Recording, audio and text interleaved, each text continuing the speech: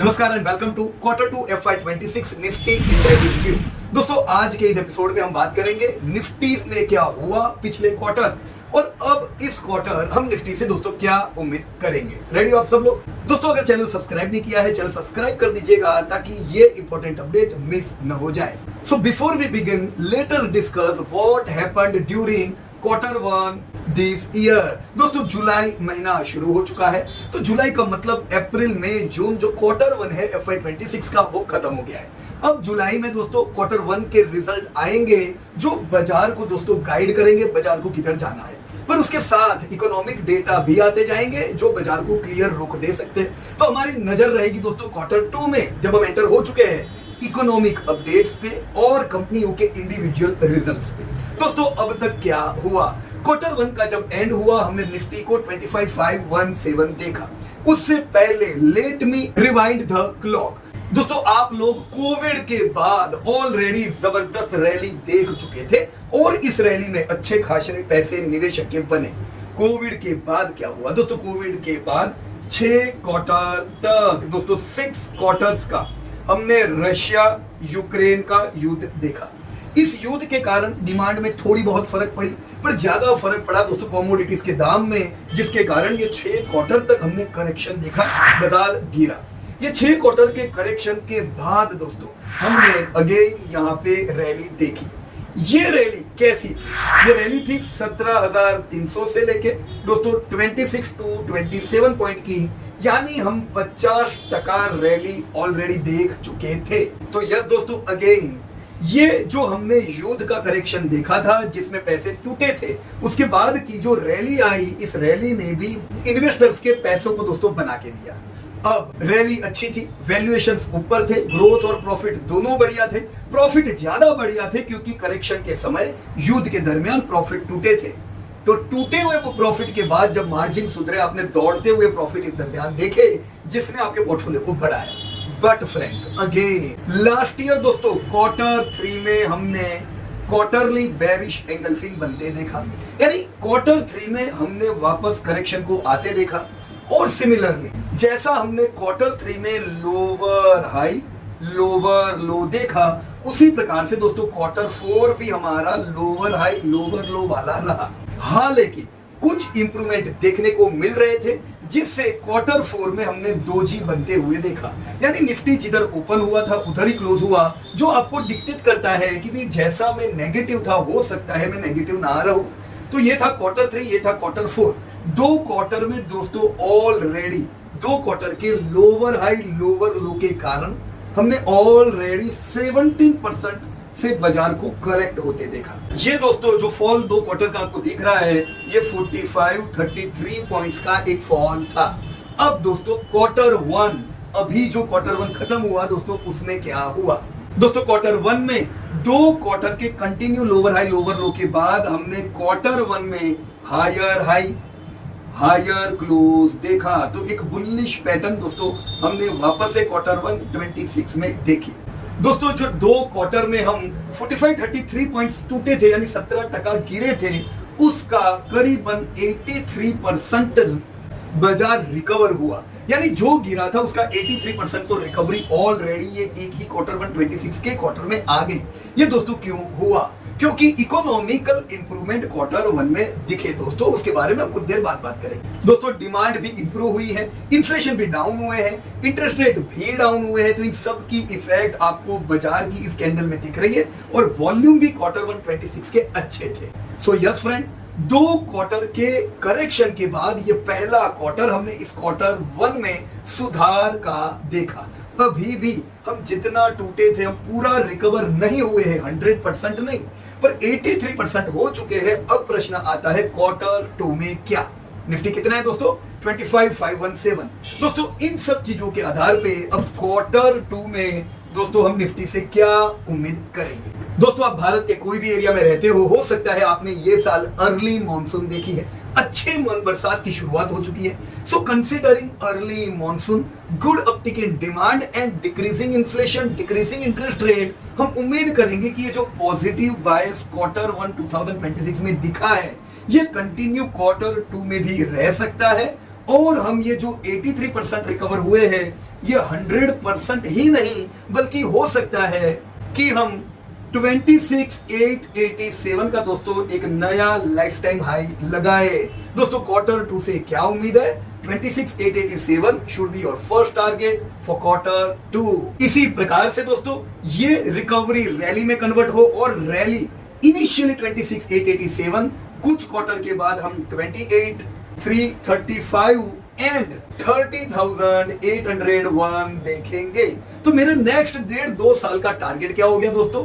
30,801 की मैं रैली उम्मीद करूंगा considering the improvements which we are seeing, right. लेकिन रातों रात नहीं, 1.5-2 साल मैंने बताया। इसके साथ दोस्तों नेगेटिव बायस भी ध्यान में रखें। जिस प्रकार से ग्लोबल ट्रेड टेंशन चल रहे हैं दोस्तों, नेगेटिव बायस तब आ सकता है अगर 26,277 जो 100% रिकवरी है, जो पुराना लाइफ टाइम हाई है, अगर निफ्टी 26,227 के ऊपर क्लोज रहने में सक्षम नहीं होता है तो टेम्पररी एक नेगेटिव ट्रेंड हम देख सकते हैं। तो टेम्पररी आदि कितना दोस्तों, हम पहले भी 2 क्वार्टर टूटे थे, तो आगे भी अगर बिगड़ता है बाजी तो ये 2 क्वार्टर ही ज्यादा से ज्यादा बिगड़ेगी।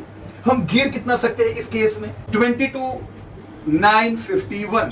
दोस्तों इसका बिल्कुल सीधा मतलब है कि अब आने वाले समय के लिए मेरी ट्रेंड बिल्कुल सेट है। गिरावट में नेगेटिव ट्रेंड आता है तो वेरी गुड, 22,951 मेरे लिए एक अच्छा बाइंग का जगह होगा। उसके साथ क्वार्टर ऑन क्वार्टर इंप्रूवमेंट्स आते जाते हैं, डिमांड प्रॉफिट बढ़ते हैं दोस्तों। मैं रैली देखूंगा 30,801 की। तो नेक्स्ट 150 साल की मेरी ट्रेंड क्लियर है। 22,951 से 30,801 की एक ट्रेंड में दिमाग में मेरे रखूंगा। पॉजिटिव बायस और नेगेटिव बायस दोनों की दोस्तों हमने बात कर ली। सो फ्रेंड्स रूल बिल्कुल सिंपल रखे, बाय ड्यूरिंग फॉल। अभी भी हम 3 क्वार्टर और ये चौथा क्वार्टर अभी भी हम करेक्शन में ही है।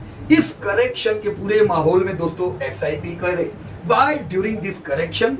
और अगर हम करेक्शन में बाय करेंगे तब रैली में बाय करने की कोई जरूर नहीं पड़ेगी। बाकी ज्यादातर लोग रैली में दोस्तों बाय करने को आएंगे। बाय ड्यूरिंग फॉल्स, जैसे बाजार 22,951 के करीब आता है, ये बढ़िया अपॉर्चुनिटी रहेगी। We should buy during fall, accumulate during such type of correction, SIP continue करते जाइए and then avoid buying or book some profits during rallying market. This should be our simple strategy. अब अगर जैसा हमने बताया वैसा होता है, निफ्टी पॉजिटिव रहती है तो निफ्टी बैंक निफ्टी से ज्यादा पॉजिटिव रहेगी। Commodities, consumption, CPSE, energy, financial services, infra, metal, MNC, value 50, PSE, PSU bank, private bank, services, ये सब सेगमेंट निफ्टी से ज्यादा पॉजिटिव रह सकते हैं। उसके साथ अगर निफ्टी नेगेटिव रहती है तो ओवरऑल सारे सेगमेंट में उसकी कुछ इफेक्ट आ सकती है। निफ्टी बैंक जो 57,000 के करीब है दोस्तों, आने वाले 1.5-2 साल के लिए 52,000 के करीब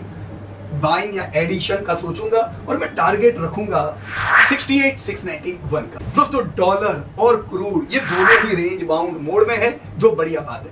दोस्तों रियल जीडीपी और नॉमिनल जीडीपी का डेटा मैंने आपको पीछे दिया हुआ है। अब देख सकते हो कि रियल जीडीपी और नॉमिनल जीडीपी इन दोनों में इफेक्ट क्वार्टर 4 से आई थी और आपका बाजार भी क्वार्टर 4 से ही करेक्शन में आया था। लेकिन इंप्रूवमेंट इस साल क्वार्टर 3 में आप देख सकते हो, दोनों रियल जीडीपी और नॉमिनल जीडीपी दोनों में क्वार्टर 3 में इस साल इंप्रूवमेंट आया, क्वार्टर 4 में इंप्रूवमेंट आया। तो दोनों क्वार्टर सुधार के ये दोनों आपकी क्वार्टरली अच्छी कैंडल बता सकते हैं। सो सेल्स दोस्तों डिमांड से पता चलता है, जीडीपी से पता चलता है, प्रॉफिटेबिलिटी, इन्फ्लेशन, इंटरेस्ट रेट से पता चलती है। इंटरेस्ट रेट ऑलरेडी दोस्तों आपने भारत में घटते देखे, हमने 150 बेसिस पॉइंट के 3 कट देख लिए हैं। इन्फ्लेशन आप देख सकते हो ये पूरा साल 4% के नीचे रहा, तो इन्फ्लेशन भी दोस्तों अपने फेवर में है, जो अच्छी बात है इन्वेस्टर्स की प्रॉफिटेबिलिटी के लिए।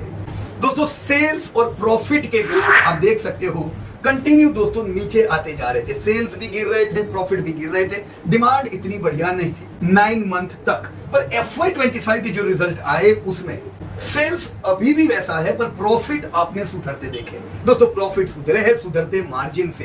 तो इन डेटा के आधार पे FY26 में मैं उम्मीद कर सकता हूं कि प्रॉफिटेबिलिटी हमारी बढ़िया रहेगी, यानी अर्निंग्स आपकी अच्छी रहेगी। दोस्तों अब मैं आ जाता हूं डिविडेंड्स पे। दोस्तों जो निफ्टी में 2007 में आपका निफ्टी 3800 था, 3800 और 61 का डिविडेंड आता था। दोस्तों ये डिविडेंड हर साल बढ़ते बढ़ते, क्योंकि आपकी कंपनी की अर्निंग्स बढ़ी है दोस्तों, अर्निंग्स बढ़ी तो निफ्टी बढ़ा और निफ्टी 3800 से पहुंच चुका है क्वार्टर 1 में 25,000 तक।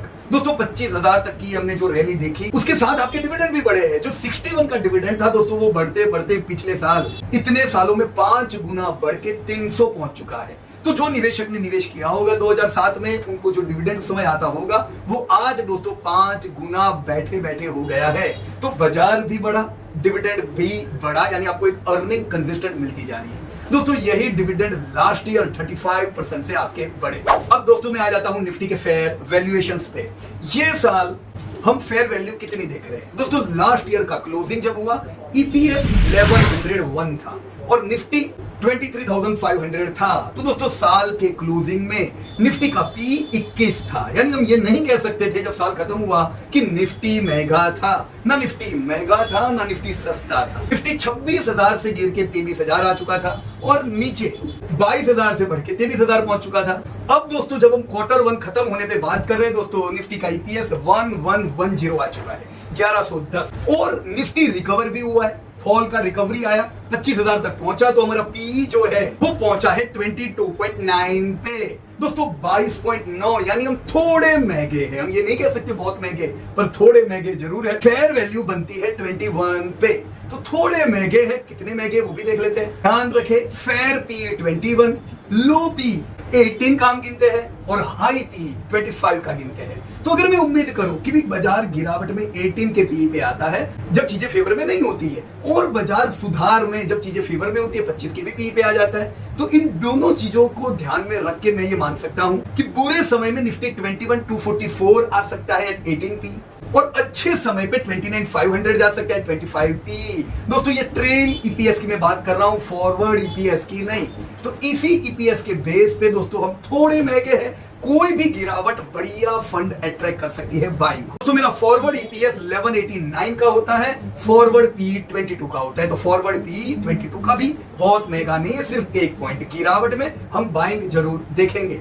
तो 2025-26 के लिए निफ्टी का फेयर वैल्यू है 24,785। ये हुआ निफ्टी का फेयर वैल्यू 2025-26 का, और 2030 का मेरा फेयर वैल्यू होगा 39,000 का, 2030 5 साल बाद। तो निफ्टी इतने सालों से 1000 से जब 25-26,000 आया है, कई कंपनीज जिनका ग्रोथ इतना अच्छा नहीं हुआ होगा वो निफ्टी से निकल चुकी होगी, और कई कंट्रीज जिन्होंने बढ़िया ग्रोथ किया होगा वो निफ्टी में ऐड भी हुई होगी। तो अब ये चेंजेस क्या लेके आएंगे दोस्तों? करंट अगर मैं डेटा देखूं तो मेरे हिसाब से अब निफ्टी में से इंडसइंड बैंक और हीरो मोटो का निफ्टी 50 में से बाहर निकलने का टाइम आ गया है, क्योंकि दोनों का free float market cap 50,000 crore के करीब होता है। अब अगर मैं नेक्स्ट 50 की कुछ कंपनीज देखूं तो उनका फ्री फ्लोट मार्केट कैप इनसे कहीं ज्यादा, जैसे इंडिगो का free float market cap 1 lakh crore से ज्यादा, हिंदुस्तान एरोनॉटिक का free float market cap lakh crore के करीब, तो ऑलमोस्ट डबल है। चाहिए कितना? 1.5 गुना। ये दोनों कंपनी 50% का क्राइटेरिया सेट होती है। तो हो सकता है जब अगला निफ्टी का